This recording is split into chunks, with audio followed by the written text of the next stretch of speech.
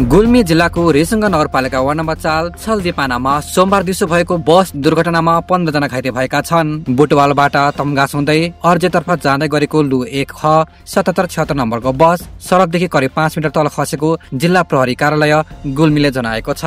इस्मा गाउँपालिका 4 बस्ने 44 वर्षीय चालक वीरबहादुर गुरुङले चलाएको बस घुम्तीमा अचानक ब्रेक फेल भई सडक किनारमै रहेको मनिष कुमारको खाली घरमा अड्किएर रोकिएको जिल्ला प्रहरी कार्यालय गुल्मीले जनाएको छ। बस र घर दुवै पूर्ण रूपमा क्षति भएको प्रहरीले जनाएको छ।